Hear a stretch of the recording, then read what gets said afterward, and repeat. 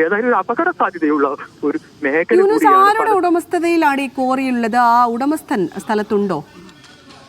ഇതൊരു സ്വകാര്യ വ്യക്തിയുടെ ഉടമസ്ഥയിലാണ് എന്ന് പറയുന്നുണ്ട്. ആ വ്യക്തി നിലവിൽ ഇവിടെ ഉണ്ടോ എന്ന് വ്യക്തമല്ല. ഏതായാലും സ്വകാര്യ വ്യക്തിയുടെ ഒരു ഉടമസ്ഥയുള്ള കോറിയാണ്. മറ്റു കാര്യങ്ങൾ ഇപ്പോൾ വ്യക്തമല്ല. ഏതായാലും ഈ ഒരു കോറിയുടെ സമീപത്തായി ഈ ഒരു പല അപകടങ്ങൾ ഉണ്ടാകാറ് പതിവാണ് എന്ന് നാട്ടുകാരിൽ പലരും പറയുന്നുണ്ട്. ഏതായാലും ആ സാഹചര്യത്തിൽ ഇതൊരു സുരക്ഷാ ഭിത്തി പോലും ഇവിടെ ഇല്ല എന്നുള്ളത് നമുക്ക് കാണാൻ കഴിയുന്നതാണ്. കാരണം പെട്ടെന്ന് ഒരു ഉയരത്തിൽ നിന്ന് വരുന്ന ഒരു വാഹനം പെട്ടെന്ന് ഒരു നിയന്ത്രണം വിട്ടു പോകുമ്പോൾ പെട്ടെന്ന് ഒരു സുരക്ഷാ ഭിത്തി ഉണ്ടെങ്കിൽ അത് തടസ്സമായി നിൽക്കുന്ന ഒരു സാഹചര്യം ഉണ്ട്. പക്ഷേ പെട്ടെന്ന് ഇവിടെ ഒരു ഒഴിഞ്ഞൊരു സ്ഥലത്ത് താഴ്ചയിലേക്ക് പോകുന്ന ഒരു സ്ഥലത്ത് ഒരു സുരക്ഷാ ഭിത്തി പോലും നിർമ്മിക്കാതിരിക്കുമ്പോൾ അതൊരു അപകട സാധ്യത വർദ്ധിക്കുന്ന ഒരു സാഹചര്യം ഉണ്ടാവും. അതാണ് ഇവിടെ നാട്ടുകാരടക്കം പറയുന്നത്. കാരണം ഈ ഒരു സുരക്ഷാ ഭിത്തി ഉണ്ടായിരുന്നെങ്കിൽ ഈ ഒരു അപകടം ഉണ്ടാകില്ല എന്നുള്ളൊരു കാര്യം നാട്ടുകാരടക്കം പറയുന്നുണ്ട്. ഏതായാലും ഉച്ചക്ക് 12:30 മണിയോടുകൂടി ഈ ഒരു അപകടം ഉണ്ടാകുന്നു. ഇപ്പോൾ 7 മണി കഴിഞ്ഞു, 8 മണിക്കൂറിലേക്ക് കടക്കുന്നു എന്നുള്ളതാണ് ഈ രക്ഷാ ദൗത്യം. നിലവിൽ ഒരുപാട് ആളുകൾ ഈ നാട്ടുകാരടക്കം പ്രത്യേകിച്ച് ബന്ധപ്പെട്ട ഭരണാധികാരികളൊക്കെ സ്ഥലത്തുണ്ടോ? അതുപോലെ തന്നെ ഇത്തരത്തിലൊരു ഗുരുതര വീഴ്ച വന്നിട്ടുണ്ടെങ്കിൽ ആ കോറി ഉടമയ്ക്കെതിരെ എന്തെങ്കിലും നടപടികൾ എടുക്കാൻ സാധ്യതയുണ്ടോ? അത്തരത്തിലുള്ള എന്തെങ്കിലും വിവരങ്ങളുണ്ടോ?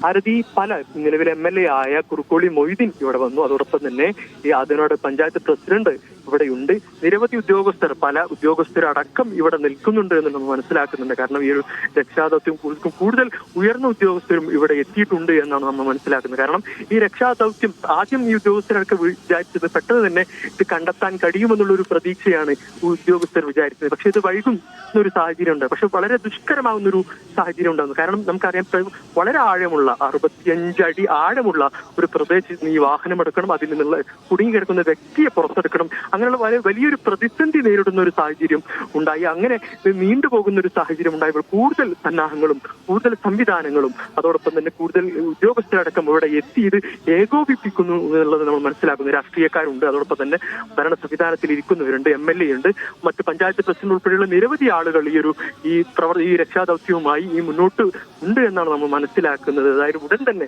ഒരു അരമണിക്കൂറിനുള്ളിൽ നിലവിൽ എന്തെല്ലാം സംവിധാനങ്ങൾ ഉപയോഗിച്ചാണ് ഈ രക്ഷാപ്രവർത്തനം പുരോഗമിക്കുന്നത്? അതായത് JCB പോലുള്ള ഭാരപ്പെട്ട വാഹനങ്ങളെല്ലാം അവിടെ വന്നിട്ടുണ്ടാവും എന്ന് പ്രതീക്ഷിക്കുന്നു. അതുപോലെ തന്നെ രക്ഷാപ്രവർത്തനമായി കൂടുതൽ സംവിധാനങ്ങൾ കൊണ്ടുവരാനുള്ള എന്തെങ്കിലും നീക്കങ്ങളുണ്ടോ? എന്തൊക്കെയാണ്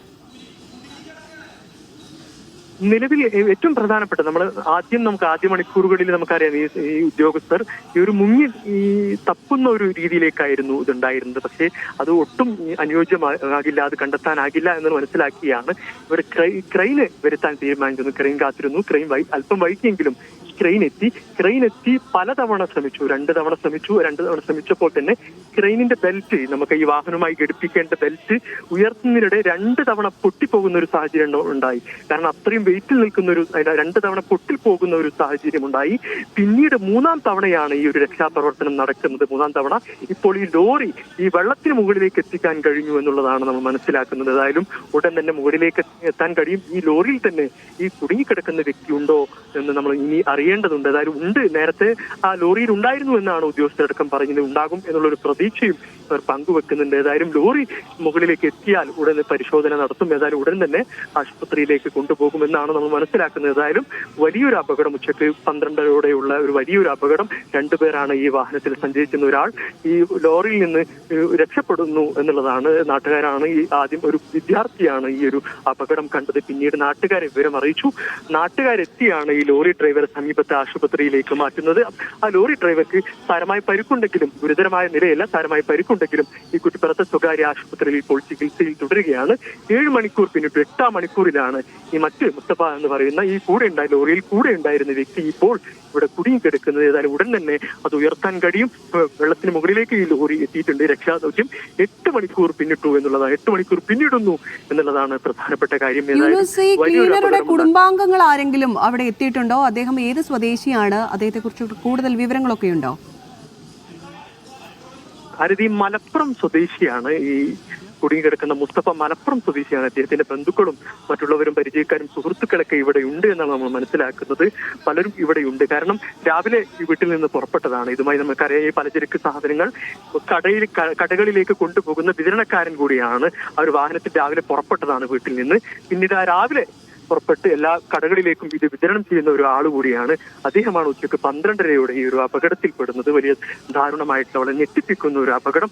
ഏതായാലും വലിയൊരു അപകടം ഉണ്ടായി, ഏതായാലും ഞെട്ടിപ്പിക്കുന്ന ഒരു അപകടം ഉണ്ടായി. ഏതായാലും ഉദ്യോഗസ്ഥർ, പ്രത്യേകിച്ച് ഈ PWD വിഭാഗത്തിന്റെ ഒരു റോഡാണ്, പലതവണ അവർക്ക് പരാതി നൽകിയിട്ടും അതിനെ പരാതിക്ക് ഈ ഒരു പരാതിക്ക് ഒരു നടപടി ഈ ഉദ്യോഗസ്ഥർ സ്വീകരിച്ചിട്ടില്ല എന്നുള്ള ഒരു വിഭാഗം ആളുകൾ ഇവിടെ പറയുന്നുണ്ട്. കാരണം ഒരു സുരക്ഷാ ഭിത്തി ഇല്ലാതെ, കാരണം നമുക്കറിയാം ഈ വാഹനങ്ങൾ പോകുന്നതിടെ ഒരു കയറ്റവും ഇറക്കവുമുള്ള സ്ഥലത്ത്, താഴ്ചയുള്ള ഒരു പ്രദേശത്ത് അവിടെ ഒരു സുരക്ഷാ ഭിത്തി ഇല്ലാതെ, പ്രത്യേകിച്ച് ബ്രേക്ക് ഉൾപ്പെടെ നഷ്ടപ്പെട്ട് പെട്ടെന്ന് ഒരു കാര്യം വന്നാൽ ഒന്നും ചെയ്യാൻ കഴിയാത്ത, നിയന്ത്രിക്കാൻ കഴിയാത്ത ഒരു സാഹചര്യമുണ്ട്. ആ ഒരു സാഹചര്യത്തിലാണ് ഈ ബ്രേക്ക് നഷ്ടപ്പെട്ട് നിയന്ത്രണം വിട്ടാണ് ഈ വാഹനം ഈ കോറിയിലേക്ക് മറിഞ്ഞതെന്നാണ് മനസ്സിലായത്. സമീപത്തായി 2 കോറികൾ പ്രവർത്തിക്കുന്നുണ്ട് എന്നാണ്. ഒരു ഉയർന്നൊരു പ്രദേശം കൂടിയാണ്. നമുക്കറിയാം ഈ ഒരു രക്ഷാദൗത്യം നടക്കുന്നതിനിടെ തന്നെ വലിയൊരു പ്രതിസന്ധി എന്നുള്ളത് വലിയൊരു ഇടുങ്ങിയൊരു സ്ഥലം കൂടിയാണ്. വാഹനങ്ങൾ എത്താനും മറ്റു രക്ഷാപ്രവർത്തനം വലിയ പ്രതിസന്ധി ഉണ്ടായത് തന്നെ ഒരു ഇടുങ്ങിയൊരു പ്രദേശം കൂടിയാണ്. ആ ഒരു സാഹചര്യമുണ്ട്. ഏതായാലും ഇപ്പോൾ കൂടുതൽ സംഘങ്ങൾ, സന്നാഹങ്ങൾ, സജ്ജീകരണങ്ങൾ എത്തി, കൂടുതൽ ആളുകൾ എത്തി, കൂടുതൽ ഉദ്യോഗസ്ഥർ. യൂനുസിന് ഈ രക്ഷാപ്രവർത്തകരുമായി സംസാരിക്കാൻ സാധിച്ചിട്ടുണ്ടോ? ഇപ്പോൾ അവരെന്താണ് പറയുന്നത്? രക്ഷാപ്രവർത്തകർ തീർച്ചയായിട്ടും അവരിതിന് 8 മണിക്കൂറോളമായി അവർ ഇതിന്റെ പിന്നാലെയാണ് എന്ന് നമ്മൾ മനസ്സിലാക്കണം. കാരണം ഈ 12:30 മുതൽ ആദ്യം ഫയർഫോഴ്സ് ആണ് എത്തുന്നത്, പിന്നീട് കൂടുതൽ സംഘങ്ങൾ എത്തുന്നു. തിരൂരിൽ നിന്ന് ഫയർഫോഴ്സ് എത്തുന്നു, പിന്നീട് കൂടുതൽ പ്രദേശങ്ങളിൽ നിന്ന് ഫയർഫോഴ്സ് എത്തുന്നു, കൂടുതൽ സംഘങ്ങൾ എത്തുന്നു. പലതവണ ശ്രമം നടത്തുന്നു, പക്ഷെ പിന്നീട് ക്രെയിൻ എത്തിക്കുന്നു. ക്രെയിൻ എത്തിച്ച് 2 തവണ ശ്രമം നടത്തുന്നു, പക്ഷേ അത് പരാജയപ്പെടുന്നു. പിന്നീട് 3-ാം തവണയുള്ള ശ്രമത്തിലാണ് ഇപ്പോൾ ഈ ഒരു ലോറി വെള്ളത്തിന് മുകളിലേക്ക് എത്തിക്കാൻ കഴിഞ്ഞത്. ഇനി ഇത് ഉയർത്താനുള്ള ശ്രമത്തിലാണ്. നമുക്കറിയാം നിസ്സാരമായിട്ടുള്ള ഒരു കാര്യമല്ല. നമ്മുടെ MLA അടക്കം വന്നപ്പോൾ പറഞ്ഞത് NDRF സംഘത്തെ ഉൾപ്പെടെ ഇത് അറിയിച്ചിട്ടുണ്ട്, അവരെത്തുന്നുണ്ട്. NDRF സംഘം ഇപ്പോൾ ഇവിടെ എത്തിയെന്ന് നമുക്ക് വ്യക്തമല്ല. ഏതായാലും ഫയർഫോഴ്സും മറ്റുള്ള സംഘങ്ങളുമാണ് ഇപ്പോൾ ഇവിടെ ഉള്ളത്. ഏതായാലും കൂടുതൽ സംവിധാനങ്ങൾ ഇവിടെ ഒരുക്കിയിട്ടുണ്ട്. കൂടുതൽ നമുക്കറിയാം ഇരുട്ടാണ്, രാത്രിയാണ്, വലിയ പ്രതിസന്ധി രക്ഷാദൗത്യത്തിന് ഉണ്ടാവുന്ന ഒരു സമയമാണ്. പക്ഷേ അതൊക്കെ മറികടക്കാൻ ഇവിടുത്തെ ഉദ്യോഗസ്ഥർക്ക് കഴിഞ്ഞു, ഇവിടുത്തെ ഭരണ സംവിധാനങ്ങൾക്ക് കഴിഞ്ഞു എന്ന് വേണം നമുക്ക് പറയാൻ. കാരണം കൂടുതൽ പ്രദേശം മേഖലയിൽ ഡേറ്റ് വെച്ച് ഏതായാലും ഈ രക്ഷാപ്രവർത്തനം വരുന്ന ഈ പ്രശ്നങ്ങളൊക്കെ പരിഹരിച്ച് ആ രക്ഷാപ്രവർത്തനം പൂർണ്ണമായി ഇപ്പോൾ ഉടൻ തന്നെ അത് പെട്ടെന്ന് തന്നെ ആ ലോറി മുകളിലേക്ക് എടുക്കാനുള്ള ഒരു സാഹചര്യം വരുത്താൻ അവിടുത്തെ ഭരണ സംവിധാനങ്ങൾക്ക് കഴിഞ്ഞു എന്നുള്ളതാണ്. കൂടുതൽ പെട്ടെന്ന് തന്നെ അവർ സാധിച്ചു എന്നുള്ളതാണ് നമ്മൾ മനസ്സിലാക്കുന്നത്. ഏതായാലും ദുഷ്കരമായിട്ടുള്ള ഒരു പ്രദേശം കൂടിയാണ്, ഒരു താഴ്ന്ന ഒരു പ്രദേശമാണ്, വാഹനങ്ങൾ എത്താൻ പ്രയാസമുള്ള ഒരു പ്രദേശം കൂടിയാണ്.